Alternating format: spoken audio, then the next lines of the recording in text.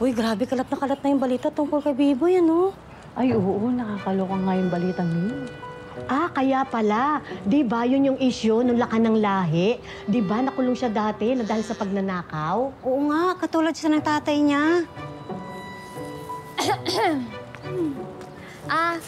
Ito na ho yung mga pinatahiho ninyo. Ayan, may kuha na lang, ha? Salamat, salamat. Excuse me ho. Pasensya na ho kayo, ha? Kanina ko pa talaga kayo naririnig. Chismisan kayo din ng chismisan. Alam nyo, hindi naman ho yata tama na basta-basta nyo hinuhusgahan yung tao nang hindi nyo naman alam yung buong kwento. Naku, Kakay. Alam mo naman namin na malapit kayo ni Biboy. Pero dapat mag-ingat ka sa pakikipagkaibigan sa kanya. Oo nga, baka maloko ka rin nun. Tulad ng ginawa nung tatay. Mawalang galang na ho, ano. Alam ho namin na customer po kayo dito. Pero tama po ang sinasabi ni Kakay. Kung wala po kayong magandang masasabi tungkol sa ibang tao, manahimik na lang kayo. Ay, kisses! Kisses! Tumigil na kayo, ha? Ay, mga ate. Manang, pasensya na kayo, ha? Mainit lang mga ulo nitong mga to. Di ka na nga. Huwag na tayo magpatahi dito. Susungit ng mga tao. Oo nga, parang nagkukwentuhan lang eh. Eh di wag! Ano sa tingin nyo, ha? Kawalan kayo? Naku, at sigurado ako, walang kasing galing ng patahian dito, no? Tsaka, kayo na nga ang mali. Kayo pa talaga nagmamalaki? Sasamahan nyo? Oh, ano? Nakatayo lang kayo, hindi kayo makaalis, no? Umalis na kayo! Tama na po. Tama na.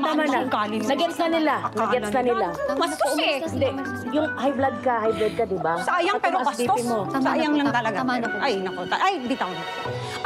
Kayong dalawa pala. Ano, chismis na ng chismis, na? Bayad kayo sa chismis, na? Trabaho din. Pasensya na po, Nurse. Sir, shit. Trabaho Trabaho tayo. bastos na mga to. Oh, ikaw. Ano ba kasing desisyon mo? Dalaw-dalawa? Ba yan? Elsa, B-boy, ito pananghalian niyo uli. Nagluto ko. Salamat po.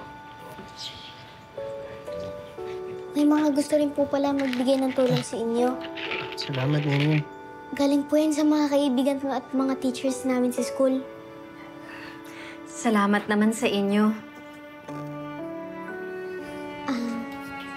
Kay Biboy, nagbigay rin po pala si na Kring Kring Butchie at Joko dyan. Pati po ako, kinuha po namin sa mga sobrang naming baon. Talaga ba? Sabi mo sa kanila, miss na miss ko na sila.